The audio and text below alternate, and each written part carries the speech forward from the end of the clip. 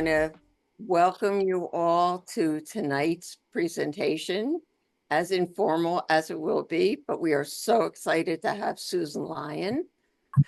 I'm going to talk about some of what I've read about her real briefly, but the exciting part is she will be showing some of her works and talking about them and entertaining any kind of questions that you might have on her work and her philosophy and anything else you want to ask her. Susan works in pastel, charcoal, oil, and mixed media. Her initial interest in art was sparked by a PBS show on George O'Keeffe, inspiring her to take weekend art classes. She grew up in Oak Park, Illinois, studied at the American Academy of Art in Chicago, and an active participant in Chicago's Palette and Chisel Club. Her inspirations have been Anders Zorn, Soroya, John Singer Sargent, Philip Malavin, who's a new name to me, and contemporary masters Richard Schmidt and Nancy Guzik. And an award-winning artist in many different shows, including the Portrait Society Show of America, Oil Painters of American National Show, Masters of the American West, and so on. Works have appeared in the Art of the West, Southwest Art Magazine, International Artists, Artists Magazine, and her self-published Visions and Voyages. Presently living in a rural area of North Carolina with her husband, Scott Burdick, Susan's travels inspire her works. She teaches via classes, workshops, and Patreon. So without further ado, I'm going to pass this over to Susan, and however you want to present, but we would love to see your works and as a base of things we can talk about. So okay, cool. All right, thank you for inviting me. I actually I love Zoom. I think I'm one of the few people in the world that really like Zoom. I guess I love seeing people's faces, and I love knowing that people are all over the world, so it makes me excited. Um, so please like interrupt if I'm talking and you just have a question, and I'll talk about anything. Oh, let me just see what these questions first. I'll just look at the questions and then show some of my work. It says, you trained old school at an atelier in oils. Well, I'm going to correct that because I did not study at an atelier. In fact, the school that I went, oh, the school that I went to was a illustration school. It was just an associate's degree, and it really wasn't super strict on drawing. It really wasn't. It was based on the book Creative Illustration by Andrew Loomis, if anyone's ever seen that book. It's like a really big book, and the whole school, because I think Andrew Loomis had taught or had gone there in like the 30s or 40s, and so as the school went on, it was based around illustration. So it wasn't so much teaching the atelier method. So it was, yeah. So I just wanted to kind of dispel that a little bit. It wasn't super strict in that way. I found new life in pastels. I did. I feel that I mean, I did try pastel when I was in school, but I did not, I don't think I don't know. I didn't like it when I was young, and that maybe the way I saw other people doing it, it didn't click with me how they were doing it. I found pastel, and I'll show a couple of my earlier pastels. Primarily, how I was doing pastel was a one color, like a tonal. And I thought I wanted to emulate old photographs. So I was really into photographs from like the late 1800s and turn of the century. And I loved that moodiness. I loved like all the browns and the sepias, and so in my mind, I really wanted to, like, I don't know, do drawings that looked like those old photographs. And so when I first started to do pastel, I was always doing them in like browns and sepias, and just pretty much like one color, trying to make them kind of soft and mysterious. I wasn't doing any kind of layering or any kind of full color. And so for years, I was just doing these warm colors. And then I kind of stopped doing them for a while. And then a couple of years ago, I was just trying to experiment. I think, I don't know, you go through phases when you're an artist, how you do a lot of one thing, and then you're like, okay, I'm kind of saturated with doing this particular thing. So I want to try something new. And so I picked up pastel again. And the reason why I picked up pastel was because I felt that in my oil painting, I mean, I think a lot of us have this, not everyone, but a lot of us have this where in our oil paintings, we might smooth out too much, soften, what you might call lick the canvas. And I just was so, I was so upset that I wasn't able to stop that. I just, just touching the brush too much and this sense of needing to soften everything. And I had seen some pastels. I don't know if you guys are familiar with George Carlson. So he's really well known for doing landscapes now. And then he was a really great sculptor. But like in the 70s and early 80s, he did these like really chunky, very vibrant, very graphic pastels of the Tarahumara Indians. And I remember seeing those pastels and just going, wow, like how did he have the courage to like put strokes down and leave them? Because even in my pastels, everything was so like smoothed out and rubbed and everything was like really ghosty. And I was like, I want to be able to like do art where I leave strokes. And pastel was just more, it lent itself, like I could tell it lent itself more than a brush for me. So then I just started to like try and do um pastels on like this kind of sanded paper, which I had never done before. All the pastels I had done for years were always on like a handmade paper, like a Reeves.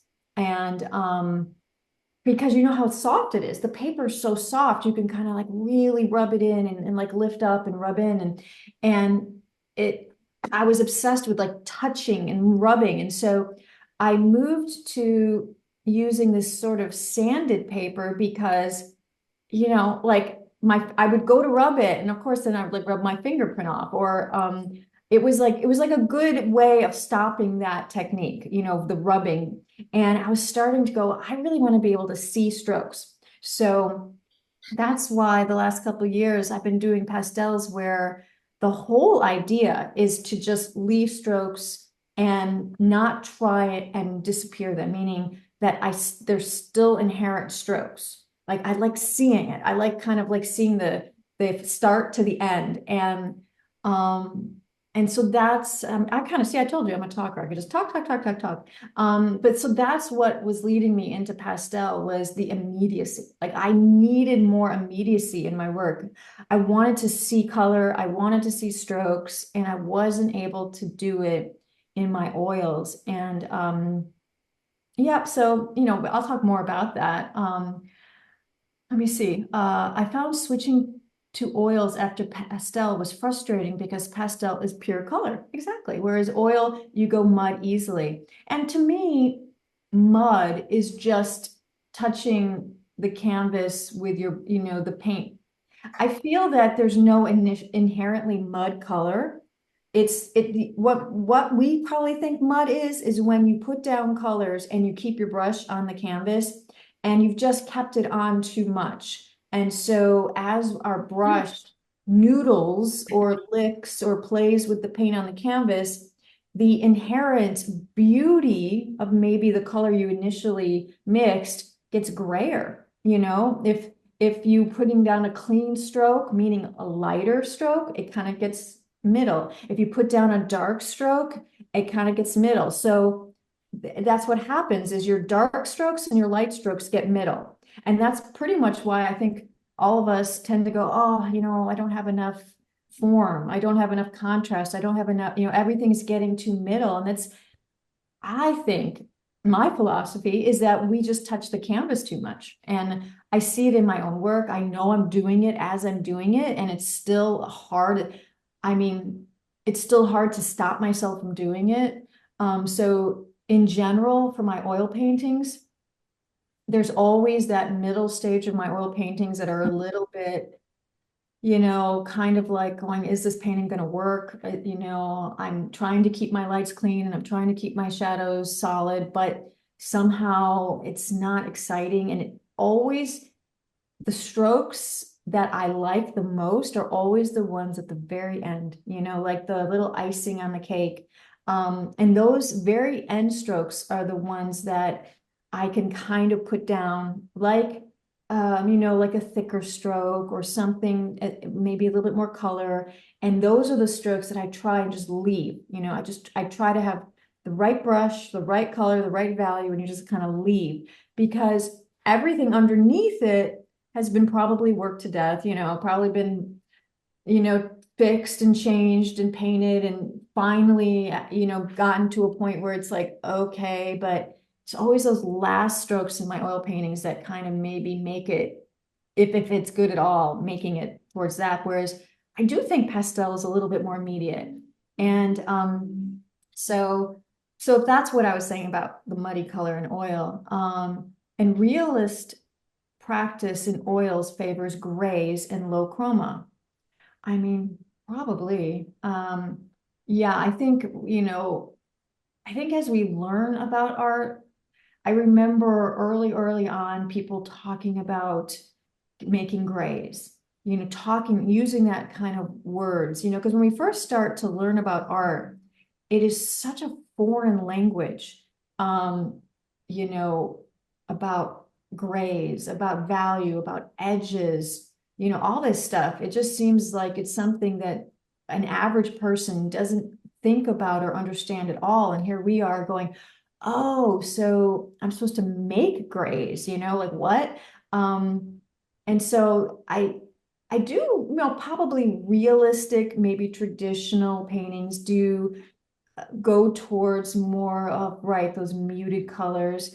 But I've decided that I'm not going to play that anymore. I mean, I really have. I feel like, in fact, in my teaching, anyone that, there's a couple of people here that I see sometimes, and um, the thing that I am saying and I'm being very adamant about is that I don't want realistic color anymore. I think pastel, once you start doing pastels, it's so exciting that you want to transfer that excitement that pastel can give you to your oil paintings. And so I don't want to do realistic flesh tones. I don't want to do, if I can get away with it, I mean, I don't want to try and duplicate realism or a photo. I don't want to copy it, and so I do tweak my photos a lot, meaning if I am going to work from a reference, I literally go in and I manipulate it. I tweak the colors, I change the harmonies. Sometimes I push it to an extent where, yeah, it can be, completely almost very, psychedelic, just because I don't mind painting traditional subjects, but I don't want to paint them in a traditional colors. So sometimes people do ask me like, like I want to know like, oh, how to mix perfect flesh colors. And I really, I try to be super nice, but I'm like, I'm not the teacher for you. I never knew really how to do that. And now I've just decided I don't even want to try. I think I want to free myself from that prison of like trying to figure out what real flesh is, because there is no real flesh. It depends on the light source and all that stuff. So see, I can go on forever. Both you and Scott work in higher and typical chroma. Is that the pastel influence? Scott is not into pastel in the slightest. I mean, he did pastel in school, and because when he was in school and stuff, in the drawing classes, you'd have a 4-day pose, and then on Fridays you would do a pastel portrait. But once he got out of school, Scott has just never been one to do pastel. And I think he thinks it gives him like headaches or something, but I just don't think it's like his thing. And I think that sure, I think that the color choices that I'm making in my oil paintings can be attributed to pastel and being inspired by other pastel artists like George Carlson. And if you've never seen him, just Google George Carlson pastel, and there'll be a whole bunch of these very vibrant pastels come up. And yeah, he really did inspire me, and some other artists too. But so yeah, that's probably helping me get more high chroma, I guess. Um, okay, I think that's probably the only question. Alrighty. So if there's anything else, just you just shout. So I think I should be able to share screen. Host disabled participant. So I think the host has to allow me to share. And Well, let me do Yes, that for you we right can. now. okay, let me see, let me try it. Host disabled participant screen sharing.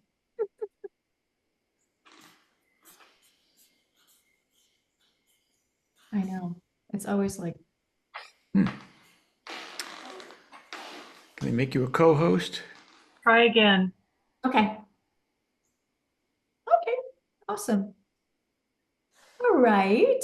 So what I did was, I mean, just this afternoon, I kind of went through some folders and I looked through just some images I had in some folders. And so this would be a typical pastel that I was telling you guys about. It had, so this would have been done on Reeves printmaking paper. And Reeves has a couple different tones. This would have been that slightly off, it's a little bit more of a cool. It's not a cream, it's not a white, it has just a tinge of a cool like gray to it. And so this would just be pastel pencil, and I would use new pastel, and yeah, so it's mainly maybe I would also even use like the General's chalks because I loved those like colors of sienna. So whenever I would start off a drawing, I always start off with like the hardest pastel. So I would always start off with a chalk like a General's chalk or a pastel pencil. And then I would do a lot of it and just like hard. And then only on top would I do kind of some of these softer pastels in the hair or something. And, maybe that would be like a new pastel, maybe. So this is typical of what I was doing when I first started to do pastels, after school, like after a long, long time. Just like one colors, just what I would call romantic, maybe old fashioned, trying to like be inspired by old photographs. So, and it's kind of this vignette, meaning a lot of my work is it's there's no real place or time, meaning I don't tend to do people in scenes. I'm actually going to start doing that. I plan to next year get more into figures and scenes to where there's like a time, like you can tell by the furniture or their clothes. Whereas most of my work in the past, the backgrounds have either been extremely simple or abstract in some way. Yeah, I don't even know where that came from. So, and this is what I would call a vignette, meaning, it's sort of like left unfinished. It doesn't go out to the edges. You can tell that it's only refined in certain areas. And to me too, I don't like looking in shadows. So I tend to like the models that way. I tend to, even when I'm working from references, push the photographs so there's a stronger sense of light. Because I don't know, I love having a mysterious shadow. And so I feel like sometimes people ask me like, maybe they go, oh, I'm really into detail. I see in my work, I do too much detail. And probably the first suggestion I would do is I would tell people, just literally do not look into the shadows. Simplify the shadows so much that there's air and there's like, because obviously in this reference, I probably saw her ear on the right. I probably saw her neck a tiny bit. There were things in these shadows that in reality, in high definition, I would see, but then I would, tell myself from exactly where the exact shadow starts inward or wherever through the shape, I just won't even look in there. I would just make it one, one kind of solid piece. So that's usually what I tell people first is just number one, don't look into the shadows. And then this is another one. I don't have the best photo of it, but I just thought it was similar enough. Meaning, kind of a vignette, just a red chalk, red pastel, on Reeves paper and, simple background. And so it's just it's a very similar type of drawing. Like this one was done from a photograph from a trip to India. And the first one was just done from a young girl that I met through some art friends nearby our house. So, and here's another one. So kind of simple. This is obviously done more on a cream paper, and they just have different moods, like the color papers, but it would be done on a Reeves paper. This is just, I can tell that this is a lot of the General's chalks and then just pastel pencil on top. And, this was done from a trip that we took to Tanzania of a young girl. So you see how like the shirt, everything, I try as much as possible to not give detail away from what I call the bullseye or the focal point. So when I talk to people, I say, hey, especially when you're doing a portrait, this triangle, the eyes and the nose, if you can see them, us as humans are just, we are programmed to look there, and so I say, hey, look at this bullseye and think of your eyes like a camera lens, and that, everything far away from it is going to be in peripheral vision. So what happens is then most people, then what they're taking the time to draw the ear. Well, when you're only looking at the ear, it looks 100% in sharp focus. So that's the tricky part, is making sure that it's in relationship to where you want people to look. And in art, I tell people there should be one focal point. So everything that's far away from this focal part, the shirt, the inside, the ear and behind her, everything should be like the neck, everything should be less important. And either the importance in edge, color, value, all that. We people do it in different techniques, but it's just that's, so I was saying I just chose a few of them. Now this would be this is sort of a mixed media. I started it in charcoal, and I thought I was going to just do a charcoal. So I started drawing her, and this is a young girl from India also. So I started doing her in charcoal. And then I'm like, God, this happens to me all the time, where I start things in black and white, and then I'm just like, it's just not doing it for me. And I don't even know where I thought of it, but I just started to put this sort of yellow in the background. And so just the contrast of this like really electric yellow behind her, and then no color within her at all. And then, it's like sometimes drawings work, and then when I do this, and sometimes they don't. I mean, sometimes I experiment with charcoals or pastels, and it just does not work. So, and I've had some really bad, just like duds. And so I am not shy about like literally painting on top of a pastel or charcoal. I will paint with gouache. I'll paint with acrylic. I'll just do whatever it takes. But I've decided now that every time I know I'm going to do something that's a little bit mixed media, I have to do it that is like a watercolor board or paper adhered to a board, because once you start getting anything wet, just a single, the reefs can hold up a little bit, but in general, I've destroyed some things. So I feel like no matter what, I'm going to start off a little bit smarter. Now these are what I would consider mixed media, but with charcoal. And sometimes I'll start off with charcoal and then I'll also add a little bit of like maybe even black pastel because pastel just looks different, it just does. It just looks sometimes just that richer. And so this would be on a watercolor board.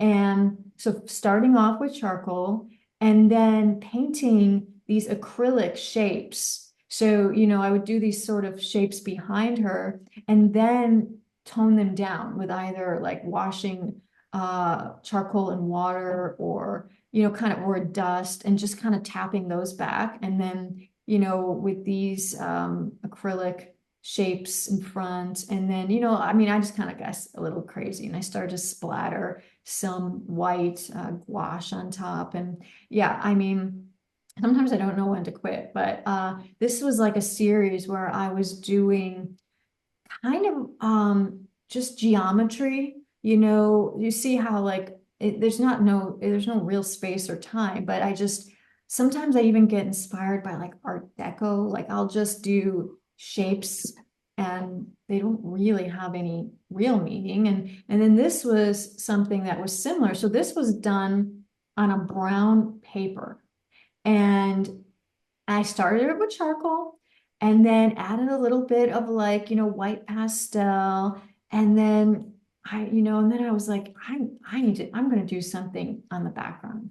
And so I just sort of, just did these designs in acrylic and, just to kind of, I don't know, almost have like this sort of one-dimensional and two-dimensional and there's really no rhyme or reason because I did not have this complete idea before I started it. I started her as a charcoal and added a little bit of black pastel in the hair and added a little bit of like white pastel in the face. And then, added a tiniest bit of yellow just to give her a little bit of color.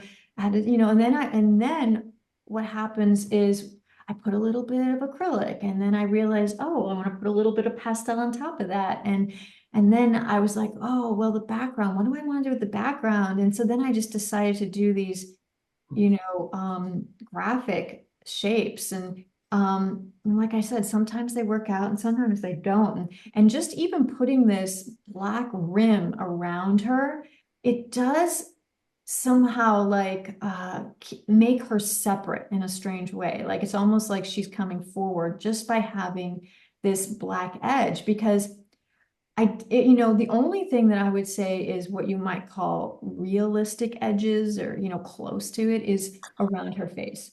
So everywhere else, the background, the shawl is a little bit more graphic. So those are things that you can think about is being like really flat, really, really graphic. And then also then having some parts of your drawings or pastels that are refined. But yeah, it's a hard, sometimes it doesn't work. Oh, here's another one. Just saying that was one of these series where I was doing charcoal and then trying to do these sort of graphic in gold, like a metallic gold acrylic, and then, having these splatters. So, I did about, I don't know, maybe 5 or 6. I also feel that when you experiment with something, try to like do a little collection because just kind of, you learn from one and then, all your mistakes from one, try in another, and then do at least a few of them so that there's like this time capsule of like, oh yeah, I remember when I did those, and anyway, so because sometimes I can experiment a little bit too much.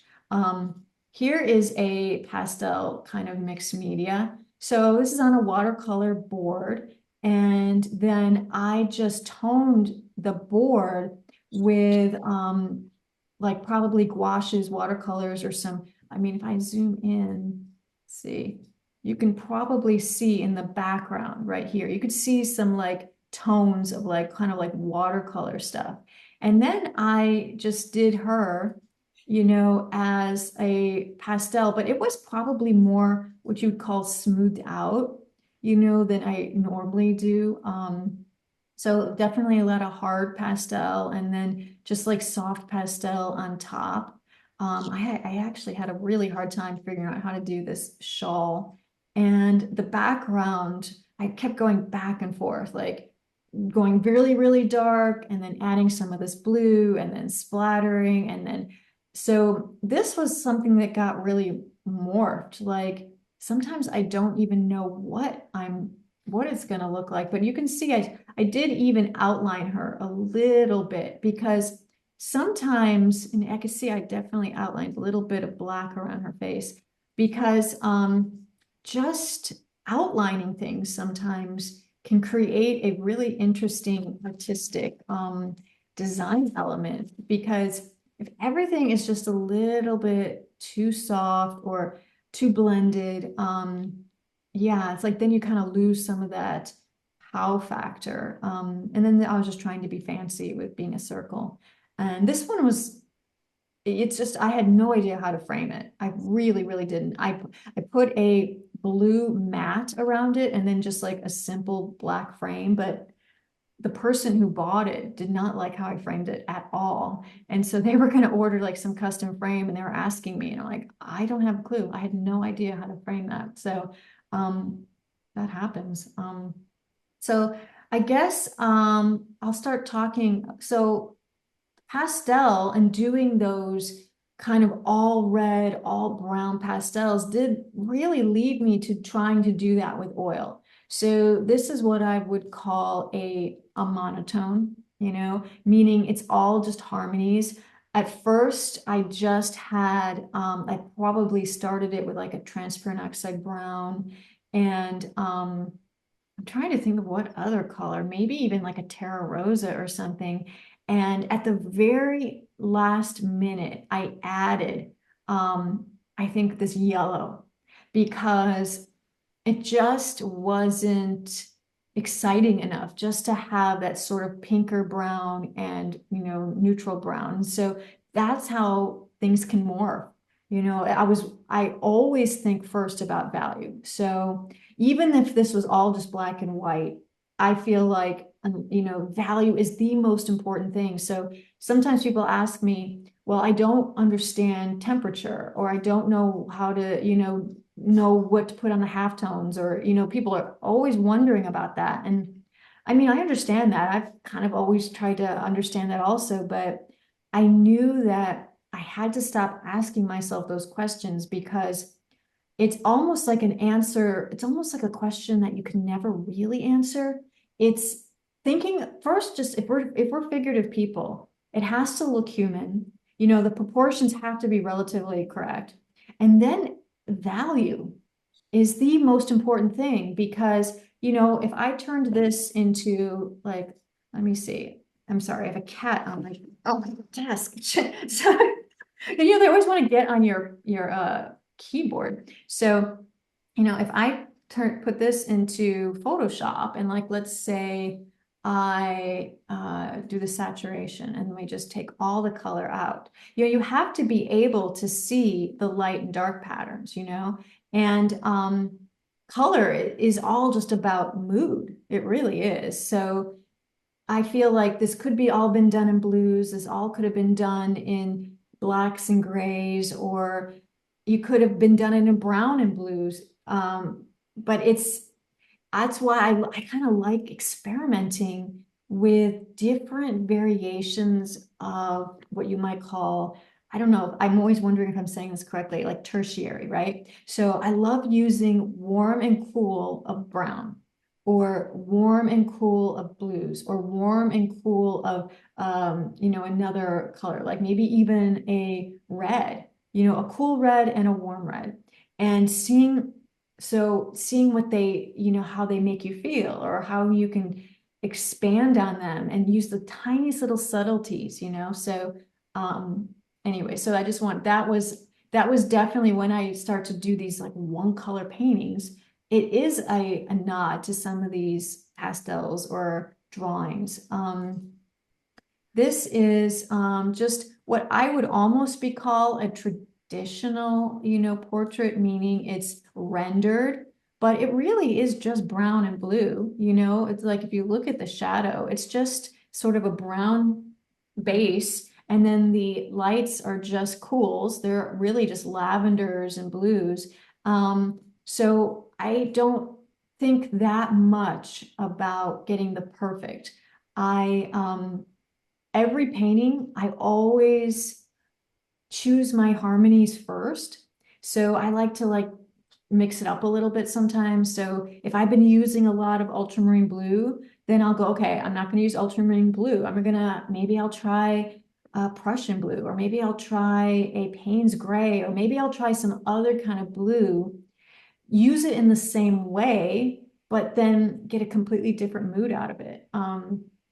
So anyway, so to me, there's no perfect color choices. I've always am very limited, and I really don't like a lot of colors on my palette. I don't think I have the mind for it. I don't think I'm, advanced enough for it. This is the same model that we just saw. So, this would be maybe a little bit more of a story painting, like she was pregnant. And I thought I would make her into kind of like Mother Nature. I just had a sheet and I just wrapped it around her, and I had some fake flowers and just kind of put them in her hair, and just played with different lighting. And, so it was sort of like she was backlit. This isn't the best photo, sorry. But, so she's kind of has warm light on one side and then sort of cool light coming from above. But I put all of these cools at the very, very end. So I knew it was much more important. So whenever you have a double light, you would have to choose one light. And I chose the rim light. So the rim light was the light that I gauged everything else off of, and like the shadow color of her face. And so it wasn't until I got that light good, and that I had this sort of base, sort of, kind of this warm brown. Then once I had that, only then could I mix these blues and violets on my palette right next to this other color to know how dark I had to make them. It's just too complicated. And so that's why I was saying, value is more important, because I could figure out, I could make a cool version that would go on her cheek, but I couldn't know what that value was until everything else held together. And then I was just artsy, and I got like a saying from Rumi about love and being a mother and stuff. But so I just kind of chose a few drawings. Now, yeah. So is there any questions or anything? Because I was gonna, oh my God, look at my cat. Because she was, Sandra also said that I might be good to show a tiny little portion of a video. So I have a question, Sue. okay, yeah. Oh, I want to look at chat too, but yeah, what's your question? So when I saw you at the Portrait Society, you were using interesting colors and not painting literally with your pastels. Yeah. So do you have any examples of that? And Oh, well, I think. But these the ones you've shown seem muted colors, but kind of realistic. But you were really getting wild with your colors. Yeah. So let's see.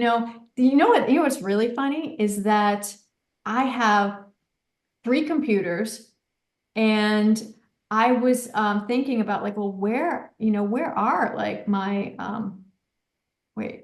I'm trying to figure out where are. Oh, well, here's one. So yeah, for the Thursday night demo, it's like a thing where all these artists are in one room and you have to paint a model. You don't really get to choose, anything. And this is pretty small. So gosh, this is, I think, Art Spectrum paper. It has a slight texture to a little bit of a sanded. And so I'm gonna say, I don't know, I don't even know if this is 11 by 14. It could even be like a 9 by 12. But yeah, so to me, it was all just about value. So I also love to look at things really small. you know, so it's like about how does like something hold up when it's really little? Because I think when it gets big, it's almost hard to see clearly. I just chose this paper and I chose like this pink, and then I had this blue, and then what I also did for those demos was I literally just kind of gave myself a challenge, meaning that when you do pastels, I mean, some people can get obsessive and you could have like a box of like 300. And I just decided, no, I'm only going to have, I literally only brought, I think, 8 to 10 colors with me. So I mean, I just had those choices in this little box. And so it was really just playing with this value of this sort of like sea green on top of this pink, and then just use black to just be dramatic. But so when you limit yourself, it forces yourself to be a little bit more creative. And obviously, this was not realistic at all, but it almost makes it more fun too. I actually think that doing things that are not realistic kind of makes it just more fun. This looks a little bit, oh, here we go. So this was a girl on a horse. I mean, and this was, I used, what did I use? I think I used like alcohol and pastel dust to paint in the background. But I just decided I was only going to do this in 2 colors, green and like this pinky raspberry purple. So, you know, just has nothing to do with reality. I mainly, she's all in pink, and then I only did a little bit of these green just here and there. Not even on every halftone, but just a few strokes here and there to kind of make it so that the whenever you do really, let's just say if everything was green in the background and everything was pink on her, it would look a little bit too separate. So in some subtleties, I had to put the tiniest bit of like purple in the background. And in just a few spots, you know, I had to just put a little bit of this green here and there, you know, maybe on the rim or maybe along where something's turning. So no matter what, I knew I had to have both colors in both places, but this is, you know, it really is, you know, there's no reason for me to do a pink girl. I was just decided to, you know, let's see if I have any other ones in here. Because, oh, the reason why I was saying is because I don't actually have all of my pastels like on this computer. So this is a pastel I just did recently.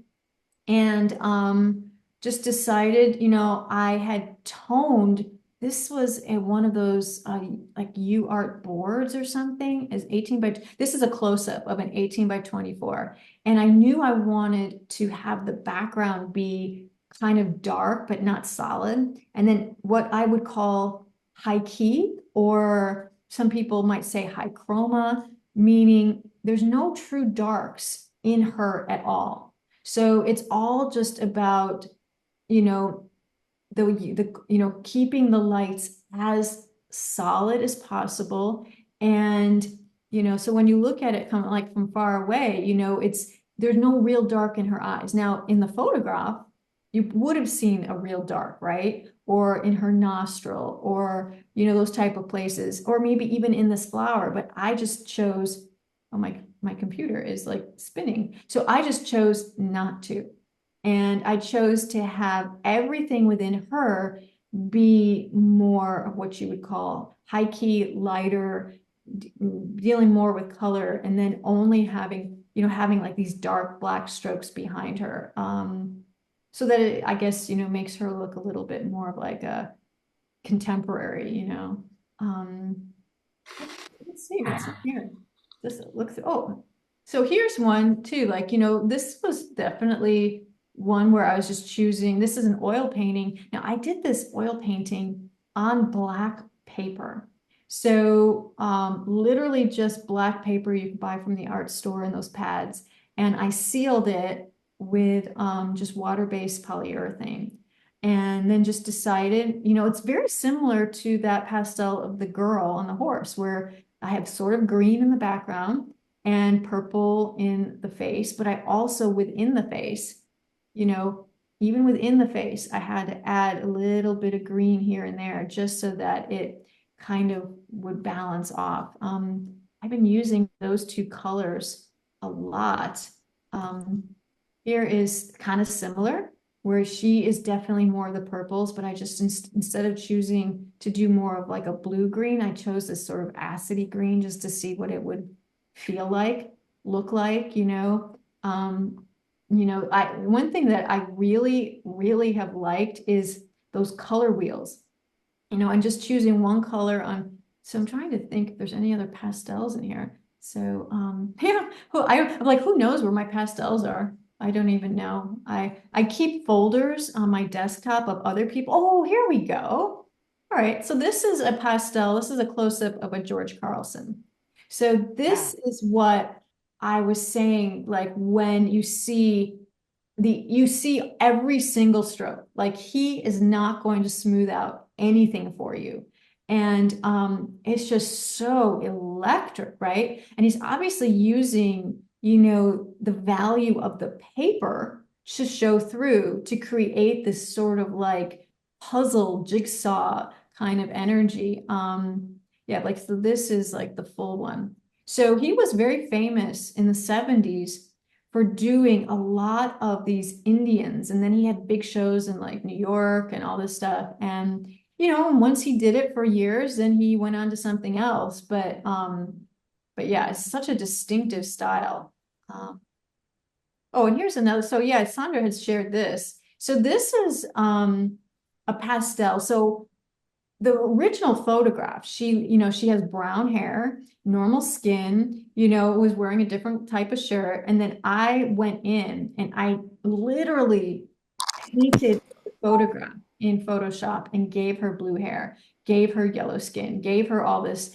And so that as I was working from it, that's what I was looking at. So, she looks kind of like a psychedelic chick who could have blue hair. And it's fascinating too, that sometimes we just accept it, like you don't even think about it. You just go, oh, maybe she was under a yellow light. Who knows, right? But it's the fun thing about color is that a lot of times people will just accept it. You almost have to tell them, oh yeah, like I made her hair blue. Well, sometimes people have blue hair now, it doesn't seem, this is, I don't know if you guys have ever heard of Bettina Steinke, but she was super famous and she was very well known for doing pastels, but I want you to see how none of them have mouths.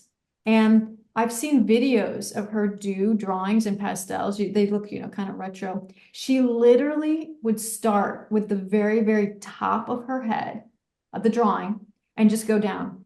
It's almost like she was a computer or a typewriter.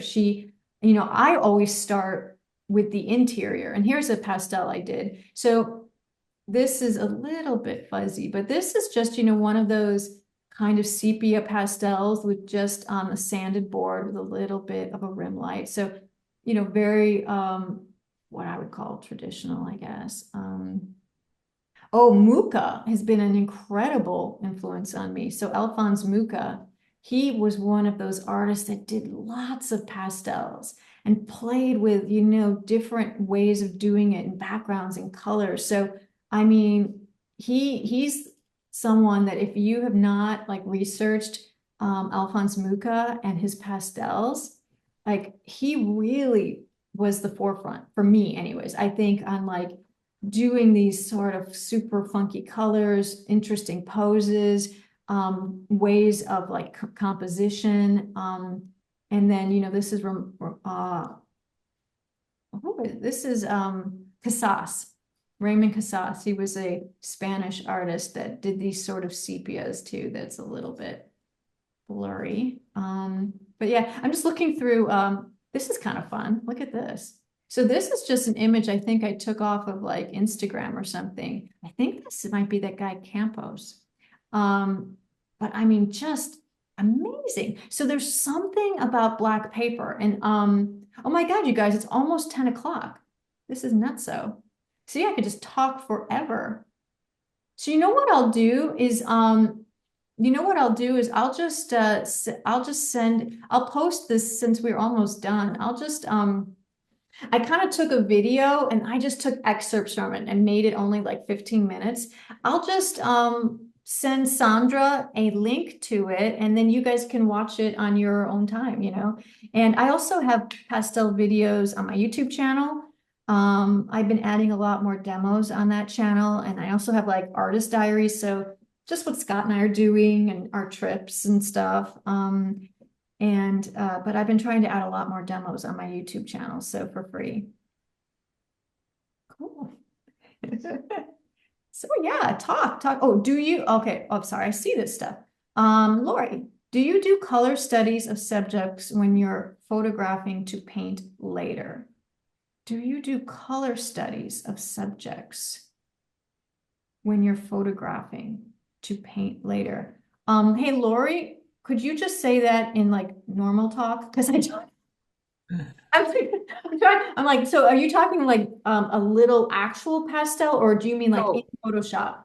When you're out traveling, right, and you're taking photographs that you know you're going to paint later, do you do any little color studies in any wash or anything? Oh, you know what? I mean, I should, but I tend not to do things on trips like that. I've been trying to get much better about doing little practice things in my studio when I get home. Like I said, though, I will work on a photograph. So like say we went to a country and we were taking photos of like a market or who knows, whatever. You got some really good photos. And you know, in Photoshop, oh my gosh, yeah. I will, like Scott also loves to put like his photos into kaleidoscope, and he changes them so dramatically and makes them into these fantasy worlds. What I will do is just like that girl, the one with the pink glasses and her hands like that, I will go in and spend hours playing with different colors, playing with different filters. You know, what does it look like if, like here, I can show you just something really quick. So, you know, painting on the photo. So let me see if I could just find an actual photograph. I didn't even think I was going to do this. So here's photos right here. Okay, so here, oh, I need something that's in black and white. I mean, I need something that's in color, sorry. Okay, so here, let's do this. Okay, so this is just a simple model that we had. And you see it almost has this sort of, and every camera's a little different, but she looks a little bit yellow, you know, she just does. Now, what you can do, like say you don't want to paint her in this yellow, or you don't like this green. So there's a couple things you can do. These are just basic, but I will spend hours playing on photos like this. So let's do image, adjustment, hue. And if you just toggle this top bar, if you just start to kind of play with this top bar, some crazy things will happen. And Wow. you can then like say, what can happen is like, maybe I'll save this version and I'll put a folder and I will have maybe 20 different versions of her. So I might save her in blue and then put her back into Photoshop and then work on the blue version by tweaking it and doing stuff. But there's so many things of just, you know, and then you can like make her blue. So like, okay, let's see. Okay, so now like say I like this blue fabric. So I can go, okay. Then I could take my history brush and I can go back and then I can paint her face back, the actual color. So you see how I now have changed the fabric of her. So that's just one way of just changing. Now I can show you 2 or 3 other different ways, but that's just one way of changing the color of her fabric. Now that girl that I painted, so what I did was like another way of doing it is like say I want to change her hair to be orange, you know, whatever. And then I pick a brush. And there's so many different ways of doing it, but I've made a lot of, you know, Photoshop videos about this. But now let's see, let's take the brush now.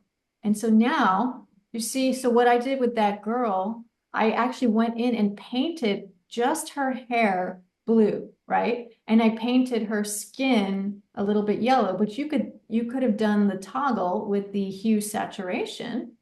So these are just the simplest ways ever of just changing the look of something and just making it maybe just a tad more. Now what I could do is like, let's see, let's give her, purple earrings. So you see how there's just ways of doing it. So super funky, really silly. So just a couple different ways of painting on the photo. Now there's ways of putting a filter. There is obviously, I've always talked to people about doing posterize. And when you do a posterize of a color, it kind of gives you these funky patterns too that sometimes people love, right? Sometimes people love these funky colors. Usually I don't. Usually I don't like those because they're just the computer going crazy. And so what I always like to do is I like to go in and I like to desaturate. There's many reasons why you go into hue saturation and desaturate, but I don't have to go into that now. And then you can go in and do posterize. Now, this is a great lesson for helping you to see like where halftones are, right? So the area between the light and the shadow. And also, if you're having trouble really, really defining exactly where that shadow shape is, because, and then you can also play with the different, I work on photos so much and I save so many different versions. So let's do 5, let's do 6, let's do 7, and every single photo will be different. But I use these as just a little bit of helping. So when you're painting by yourself a lot, sometimes you just, you're going, oh, okay, like, was I overworking? Did I, it just really helps you see the light source. It helps you keep your lights clean. It also just shows you that there's bands of light as things are turning. And so like I said, you can save it in multiple, sometimes it can really help you just to like, let's do 2. Like, whoa, like that really tells you how clean to keep the lights, right?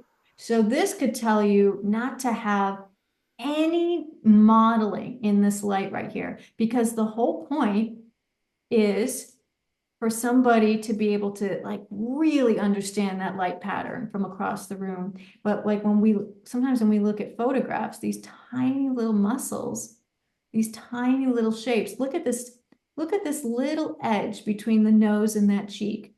This is where people really, really get into trouble, is because they think they have to tell us this line. And I'm saying you don't. In fact, don't tell me that line. Keep that in the light plane and just let the viewer fill that in and understand. And so the simpler the shapes, the better. And sometimes posterizing can help us remind us of like, okay, right. And so I hope that helps a little bit about like how I work on photos and painting different colors. And but like I could go on for like 3 days about that. So cool. I was just saying if there's any, when you say board, is it literally a board? Yeah. Oh, gosh, look, I have balloons coming up. That's so funny. Yeah. So there's different ways well, nowadays, I mean, gosh, I'm sure all of you guys, we're all of a certain age. We all know when they didn't have paper adhered to boards in art supply stores, whereas now you can almost get any paper already adhered, like pastel papers, all different kinds of papers, and it's already buy it on a board. But you can adhere papers to boards, but so you just need acid-free. I'm gonna say, that I would say any sort of like foam core, like heavy-duty acid-free foam core is probably a good board. Or you can do that sort of stuff nowadays where you could buy like those birch boards, that are really smooth, And I would suggest getting them that are the cradle. You know how that birch board and then on the side is like, it's like a crate, like you can literally just hang it on the wall. You don't even have to frame it. You can adhere papers to those, but probably I just recommend getting watercolor board. I think like Crescent, yeah, they're probably different brands, but just the cold press or hot press watercolor board, and you could probably get it in different like weights. Always get the heaviest weight, but that's what I use a lot. It's just watercolor board, and then you can like tone it with like acrylics, and then you could put that pastel. What's that stuff called? It's like that stuff you can put down so it gives it a little bit of texture if you want. I've done it with or without, but yeah, you can put your own little pastel surface on it too, if you want, but Like just a ground. yeah. That's the good word. Ground, pastel ground. Yeah. I want to Cool. ask, do you work? I know you work a lot from traveling and taking photos. Do you work from life Oh or? yeah. Oh, sure. I work from life a lot. We hire models and we do figure drawing, nudes, and we do portrait. In general, though, I mean, I've only done it a couple times where I've done from life a model that is like a multi-day pose. Um, yeah, we tend to do a lot of just like portraits. And then like when I'm doing things that take longer, I tend to do things like those from like references. But oh, it's this. I kind of do feel that painting from life or drawing from life is why everybody becomes an artist. There's just something that's really immediate, it's so much, it's probably the purest of joy. Being an artist is like working from life, working from photographs. There's a lot of pressure, there's a lot of like, oh, every brushstroke seems so important. It's hard to keep that exact same energy. So yeah, no, we definitely love working from life. Yeah. Does anyone else have any other questions? Because we're a little bit past our bewitching hour of. Yeah. See, I've stayed up. I can't believe it. I just get Susan, up. as a palette and chisel member, I took special pride in seeing your artwork on, when you go into Dick Blick and there's pads of paper and your artwork. How did that happen? Oh, well, God, that's sort of a long story, and it happened so long ago. I'm going to say, what was it, like 12, 15 years ago? How did it happen? So there was a lady who was working for Strathmore. I think I might have met her at a convention type of deal. And just kind of, oh, I'm trying to think. She might have been a monitor for one of like my sessions or my teaching sessions at maybe one of those things that were weekends with the masters, like forever ago. And she was just really nice. And so I feel like it was just one of those things where she was there probably as a volunteer or as a working at this convention. And then maybe Strathmore was just looking about to put people on these pads. And so she kind of reached out to me because I think she was just my monitor for this particular, breakout thing. And, but, I don't think we even got paid. I think they gave us like maybe like 4 pads or something. And then the funny thing is that she asked me then, oh, do I know anybody who they could get to put on this new paper that they were just doing. And it was just when they had those new pads of the gray and the beige come out. And I said, well, yeah, of course I know someone, my husband, because it was sort of funny that, I mean, I was on this pad and I'm like, and then Scott, so I said, yeah, of course, my husband. And so I don't even think anyone at Stratford knew anything about me or Scott at all. And so Scott did 2 for them, a charcoal, and both of those people that are on Scott's pads are from a trip we went to San Miguel, Mexico.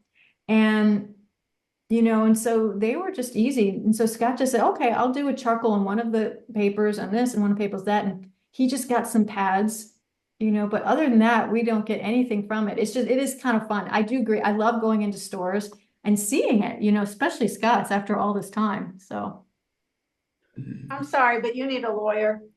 No, it's totally fine. It's actually, it gives me, it's a kick. Do you know that Scott still has those drawings? I can't believe he hasn't been able to sell them because I love those drawings. But I remember when he did the one of the Mexican man, you know, because he loves Scott loves to paint people with character, you know, kind of like maybe a little bit like tired looking or old or maybe not so flattering. And I asked him, I said, well, Scott, you know, is this going to be a good one for this pad? And he's like, well, I don't care. This is what I want to do. I'm like, okay.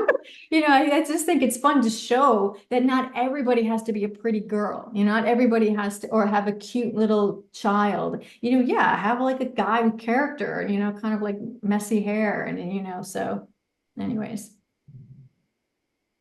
Cool. So are you This- guys all going to do this next week also? We have a model every single week.